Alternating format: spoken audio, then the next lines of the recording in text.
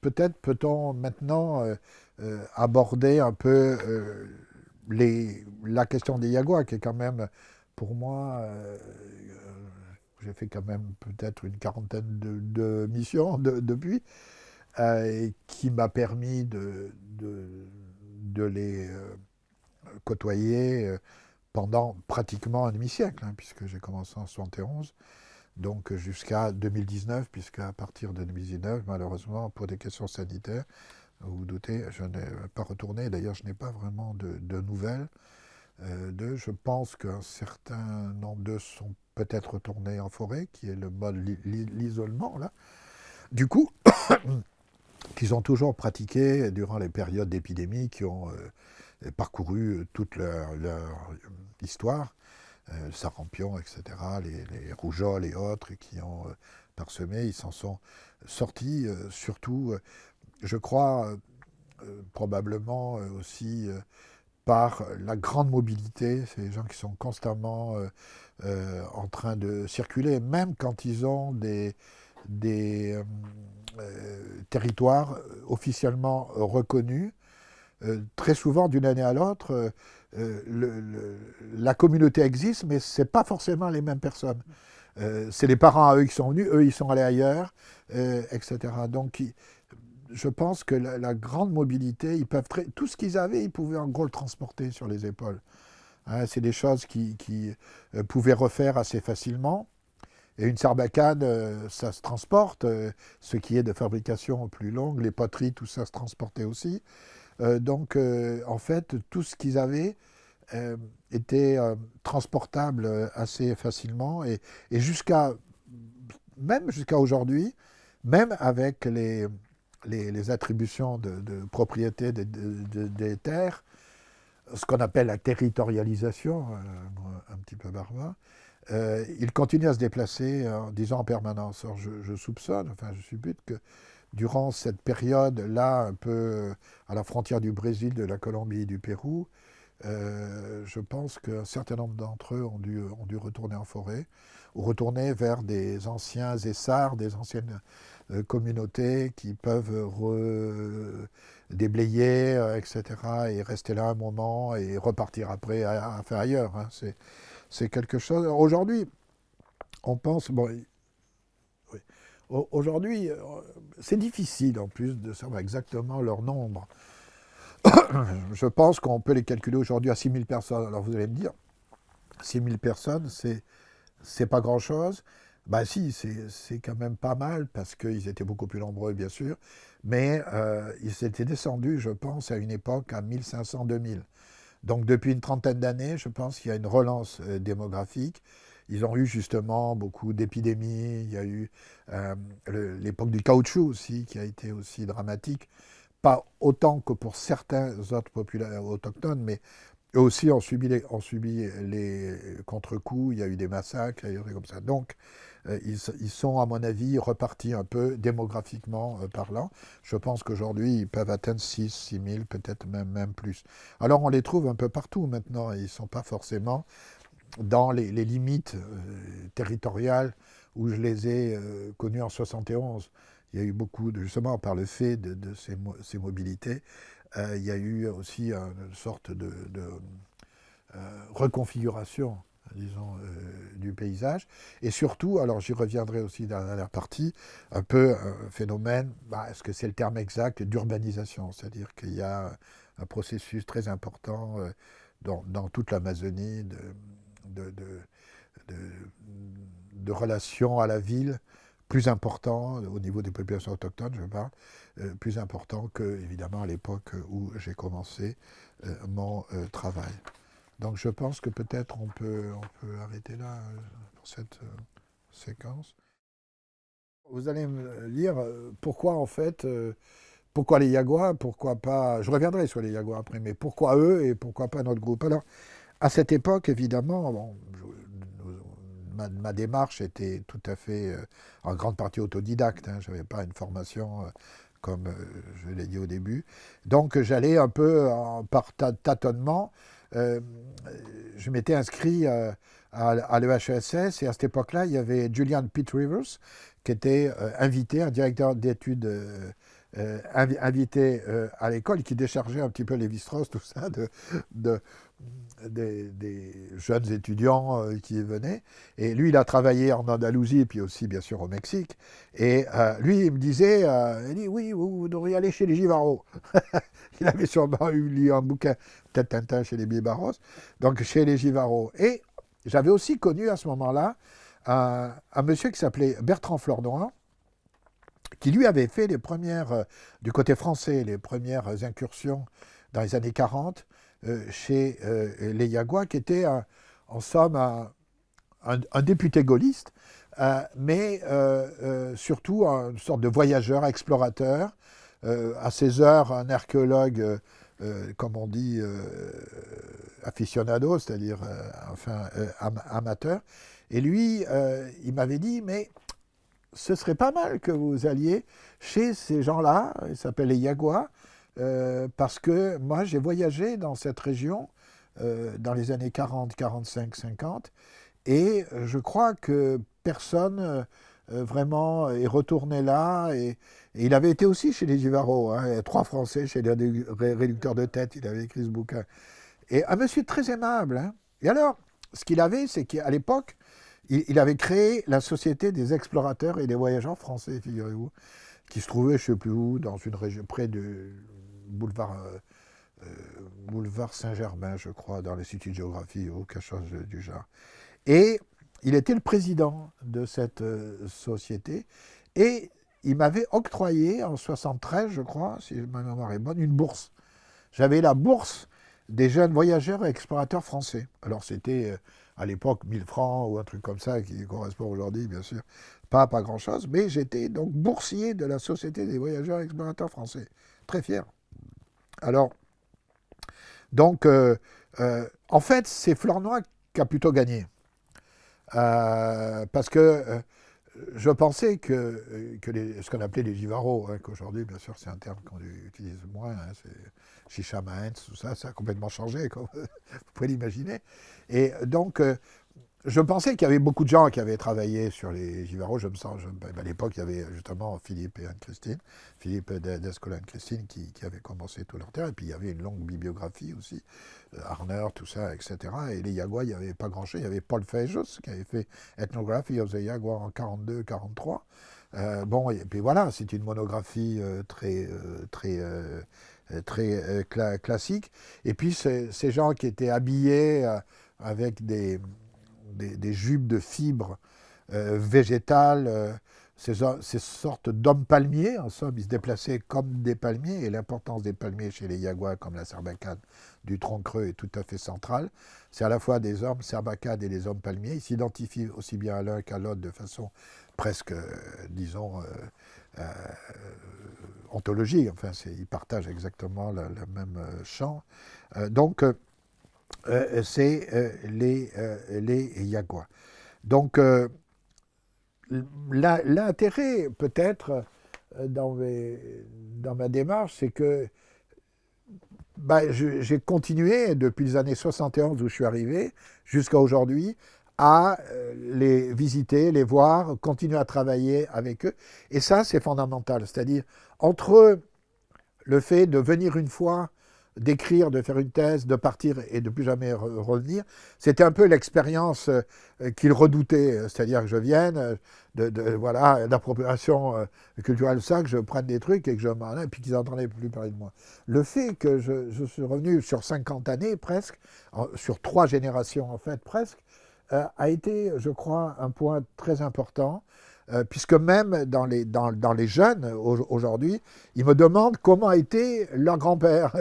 Toi qui as connu mon grand-père, comment il était. Des fois, ils me demandent, ah oui, mais le grand-père, il racontait ce mythe-là, mais nous, on ne sait plus, est-ce que tu peux le raconter? Donc, il y avait un côté aussi assez intéressant de confiance, enfin peut-être, ils m'ont jamais, ils auraient pu le faire très facilement, à un moment m'expulser, de dire viens plus là, etc. Ils m'ont toujours accueilli avec beaucoup de générosité, même si au début, évidemment, dans les premières communautés, puisque comme je vous l'ai dit au départ, j'ai beaucoup tâtonné, il n'y avait pas de village établi, il y avait juste quelques installations d'écoles et que le gouvernement de l'époque, celui du général Velasco, militaire de gauche, avait préconisé, et donc l'installation d'écoles en terre indigène avait suscité le regroupement de plusieurs familles et constitué des sortes de petits villages, disons-le, de communautés de plusieurs dizaines de personnes, et qui permettaient quand même, dans un premier temps, de pouvoir s'habituer un petit peu à cet environnement, enfin, etc. Et surtout à la solitude, n'est-ce pas? C'est les villages Yagua, enfin les villages, les communautés Yagua ou les cases Yagua, dans la journée, il n'y a personne. Les gens sont dans les essarts, dans les jardins, ils sont à la chasse, etc. Et donc, au début, pour nous, c'était, avec mon épouse, c'était d'essayer de, d'un peu... On n'était pas encore suffisamment aguerris pour les accompagner à la chasse, tout ça. Donc, au départ, on restait des journées, des journées entières, seuls, dans les, Tantôt, il y avait des chiens qui aboyaient par-ci par-là, on se demandait qui venait, etc. Donc c'était compliqué. Il fallait d'abord s'habituer aussi à boire des quantités assez importantes de bière de manioc fermentée, ce qu'on appelle le Masato Bouya, Samaria Bouya, qui est le centre même de la vie quotidienne et rituelle des Yagua. Il n'y a absolument aucune réunion, aucun rituel qui pourrait avoir lieu, même aujourd'hui, sans la bière de manioc. Même aujourd'hui, où ils peuvent boire de la bière industrielle, jusqu'à aujourd'hui, il y a toujours du manioc. Et quand vous allez dans une maisonnée ou dans une communauté, si vous n'aimez pas le manioc, alors c'est pas la peine, il ne faut pas y aller, parce que c'était le gros truc des linguistes de Somal Institute of Linguistics. Ils ne buvaient pas de Masato, ils ne buvaient pas de bière, mais ils étudiaient la langue. Et donc, ils n'ont eu pas d'autre choix que de prendre, de les amener ailleurs, et surtout sur les bases qu'ils avaient. Ils avaient des bases de formation d'instituteurs bilingues dans d'autres régions, près de Pucallpa, qui est une grande ville aussi, à Yarinacocha, près de Pucallpa, qui est une grosse ville, aussi sur l'Ucayali, donc au Pérou. Et donc il est formé là, et c'est là qu'ils apprenaient la langue, etc., eux, parce que l'idée, c'était de traduire la Bible dans les langues vernaculaires, dans les langues locales, pour qu'on forme des pasteurs qui puissent eux-mêmes, disons, poursuivre l'œuvre pastorale, disons, de traduction, etc. Il y avait des instituts presque pour la Bible, etc. Alors, ces retours fréquents chez les Yagua, je pense, expliquent le fait que c'est noué entre nous, sur une cinquantaine d'années, vraiment, je peux dire, une amitié. Je ne sais même pas si le terme de interlocuteur, etc. C'était, voilà, on a eu des discussions. Il y a des grands moments.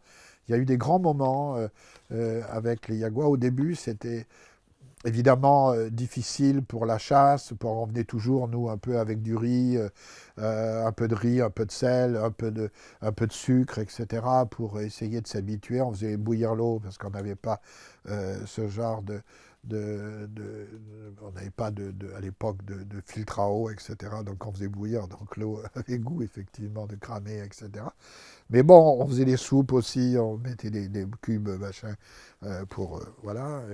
Et puis on a progressivement, on s'est adapté à la système culinaire qui est très important pour eux de manger ce qu'ils mangent, c'est-à-dire essayer au plus près et moi, ça tombait bien, parce que c'est les chasseurs impénitents, et moi, je suis désolé pour les végétariens, moi je suis un carnivore absolu, et donc je mangeais des quartiers de tapir, c'était chez les chasseurs tout à fait remarquables, exceptionnels, qui ont une relation à la forêt, qui n'est pas tous les Amazoniens. Il y a beaucoup d'Amazoniens qui sont orientés sur le fleuve, sur la rivière, et prennent beaucoup de précautions pour se déplacer en forêt. Eux, c'est vraiment des gens qui peuvent partir un mois en forêt, ils circulent, et ils ont des tambours, des petites habitations, et ils chassent, ils sont très forts. Alors, il y a la sarbacane.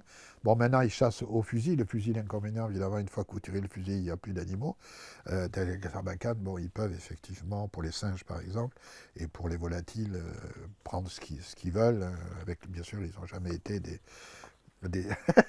ils n'ont jamais massacré plus que ce qu'ils mangeaient, c'est clair.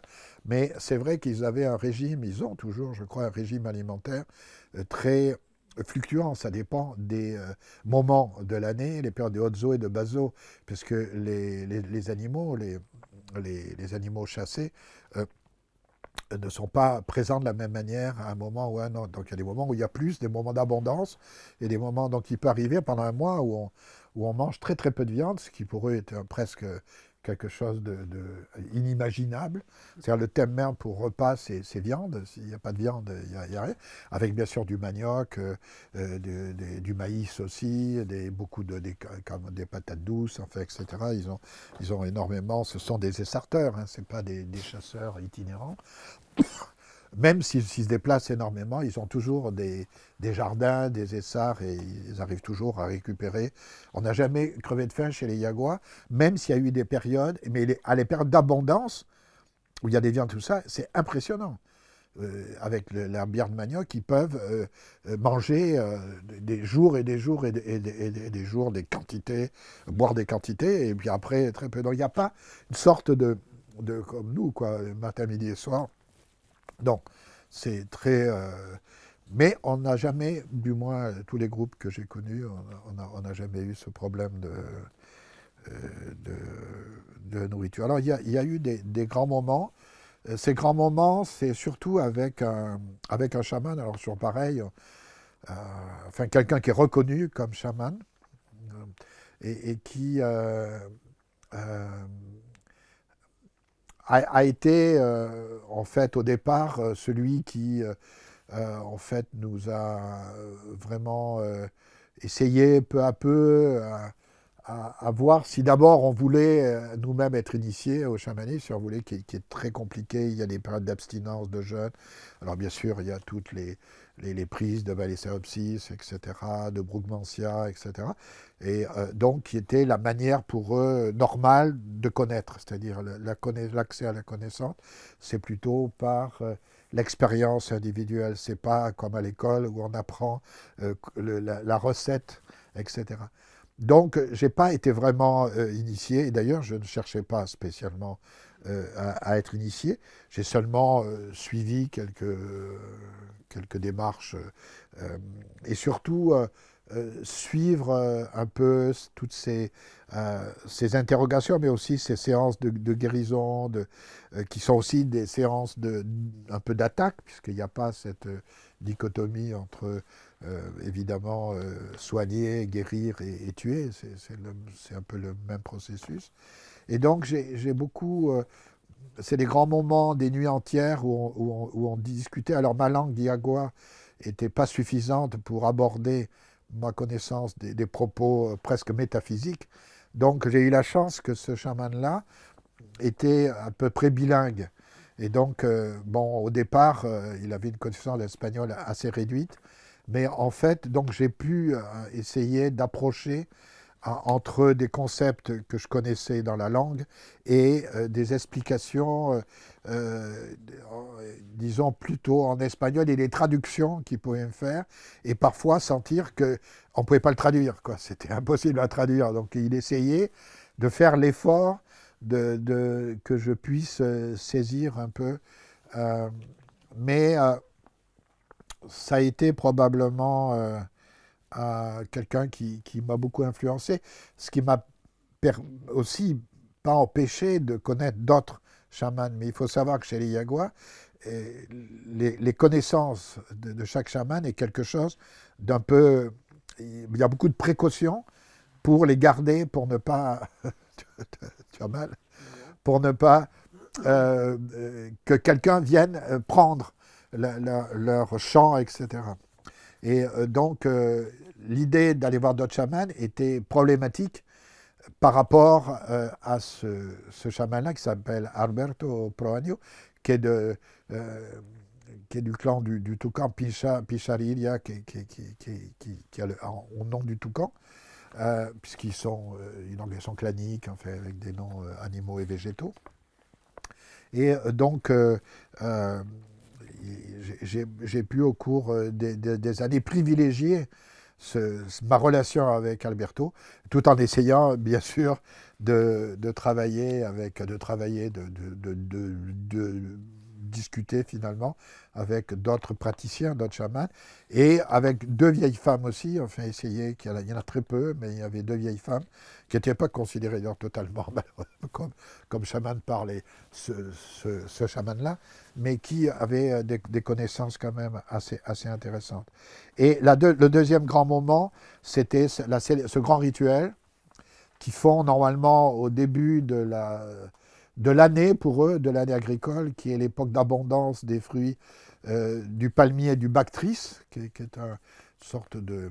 Ils font une bière aussi avec ce fruit, qui est en février, selon les régions, février-mars, et qui marque pour eux le début de l'année, de leur année, et qui correspond aussi à certains moments au niveau astronomique, entre les Pléiades, etc. Mais donc c'est pour eux et ils peuvent donner l'âge d'une personne au nombre de ces rituels chaque année qui sont annuels, qui se passent au mois de février. Et c'est un rituel qui dure plusieurs jours, mais qui probablement n'a guère duré beaucoup plus longtemps, pouvait durer peut-être un mois ou deux.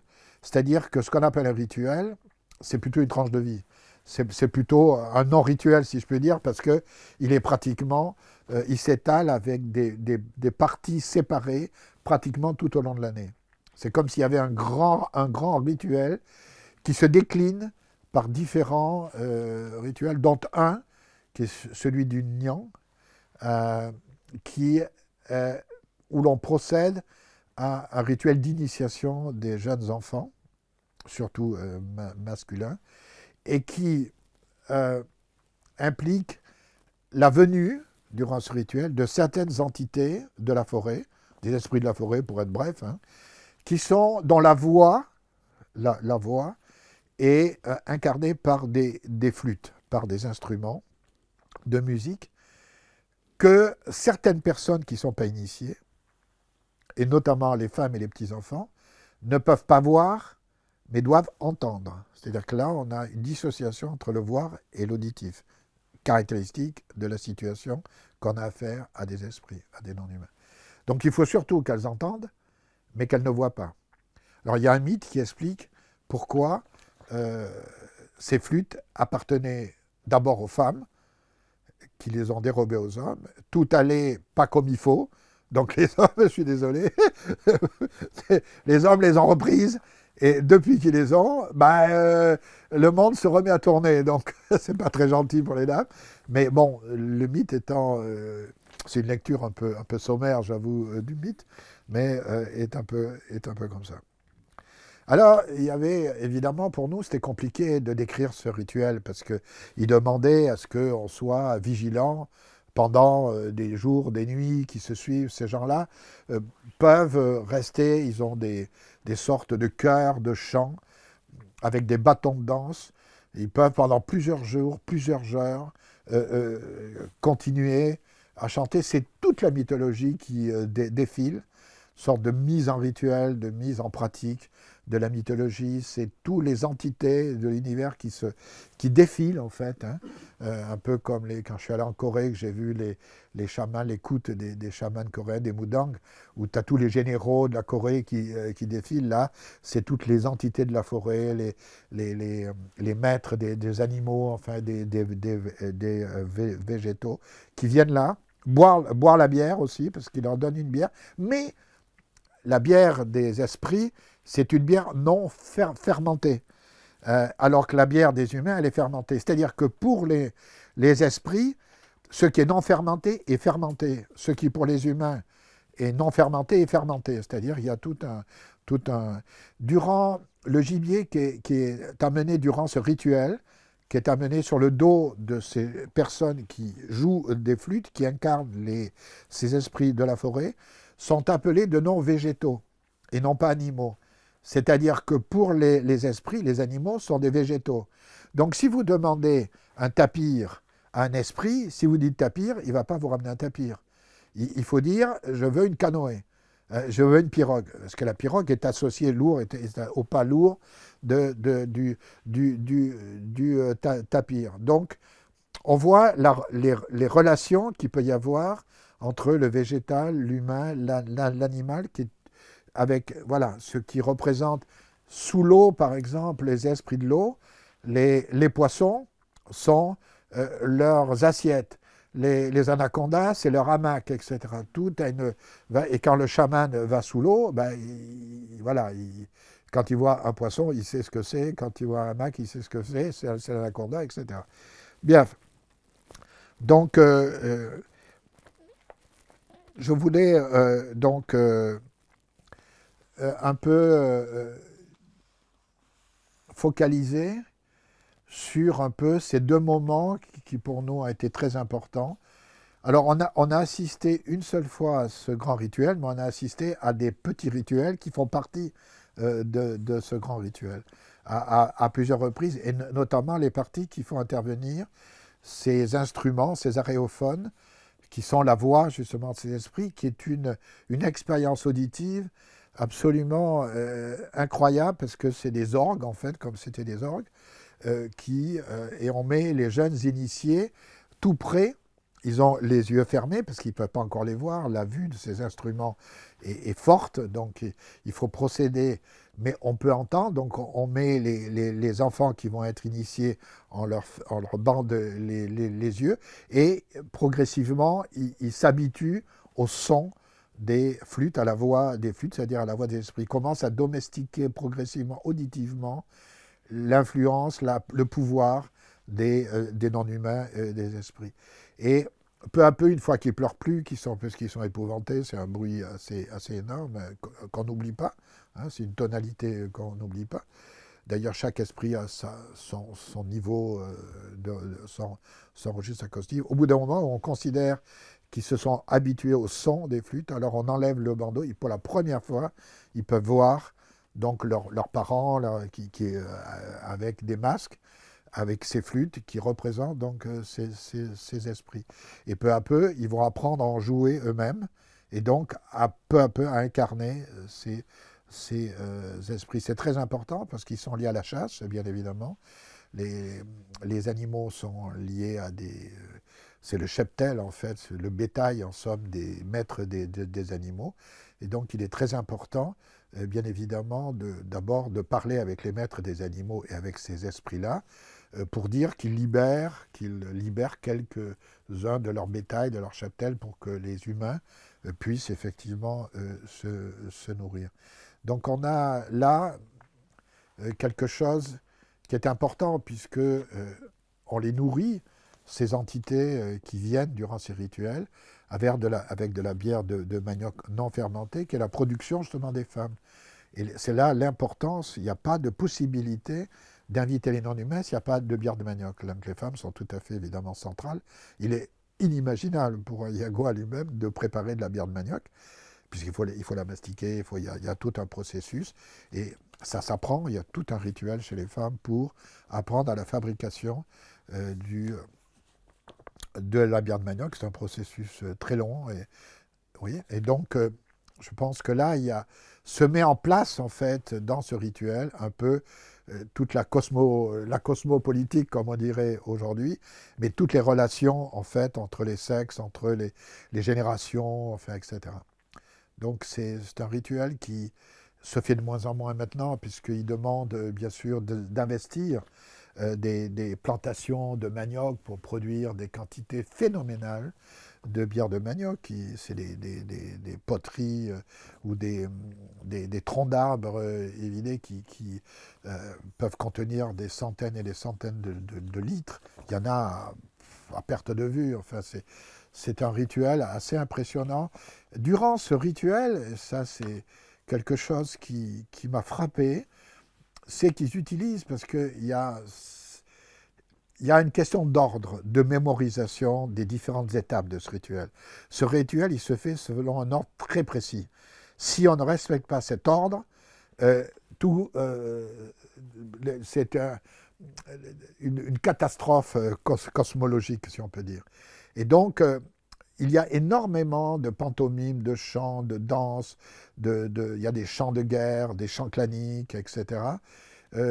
Il est très important de garder ça. Et pour ça, il fabriquait des sortes de cordes à nœuds, des quipous. On a toujours dit que les quipous étaient andins, etc. Or, en Amazonie, on utilisait aussi, peut-être pas de façon similaire à celle au niveau des Andes, mais qui marquaient, en fait, par des nœuds, des séquences. Dans les nœuds, on pouvait mettre éventuellement des parties du nom de l'animal, du chant de l'animal, la plume par exemple d'un toucan, ou les dents d'un jaguar, qui rappelait que c'était le chant du jaguar, le chant du... Et il fallait ça. Et donc il y avait des chanteurs professionnels, des gens qui... C'est la seule catégorie qui s'héritait en fait chez les jaguars. Et il y avait celui qui déroulait la corde.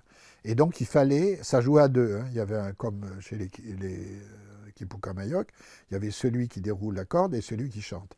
Et donc chaque nœud entraîne un chant.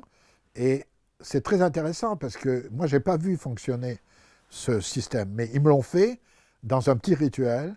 Et c'est très intéressant parce qu'ils m'ont inclus dans ce rituel.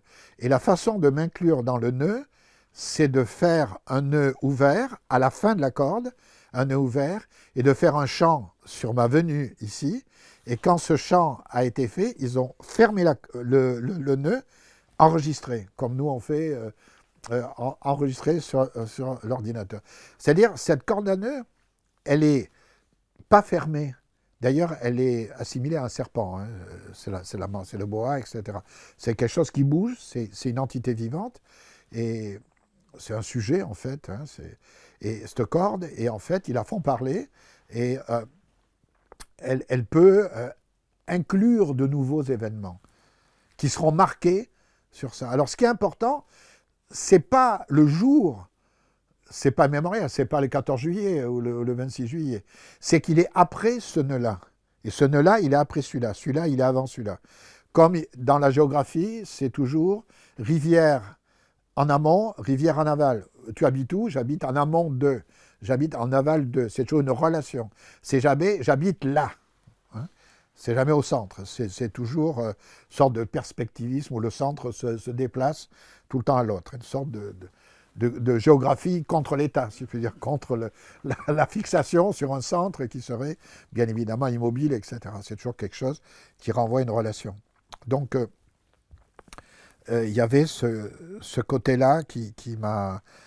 Alors, peut-être, s'il reste encore une minute, j'aimerais peut-être lire, parce qu'on me demande là, dans le canevas enfin, qu'on a fait, un peu... L'anthropologie, je pense que l'anthropologie, comment on pourrait la définir? J'ai une citation de Merleau-Ponty dans Signe que j'aime beaucoup et que je relis souvent et que je vous livre. L'ethnologie n'est pas une spécificité définie par son objet particulier. Les sociétés alors exotiques ou Merleau-Ponty disait primitives, bon, c'est une manière de penser, celle qui s'impose quand l'objet est autre et exige que nous le transformons nous-mêmes. Je pense que cette définition, et je serais j'adhère beaucoup à cette définition. Dans mon cas, effectivement, c'était une transformation assez radicale depuis, bien sûr, mes travaux dans les bureaux d'études des engins Matra. Voilà, puis je crois qu'on est arrivé à l'heure. D'accord.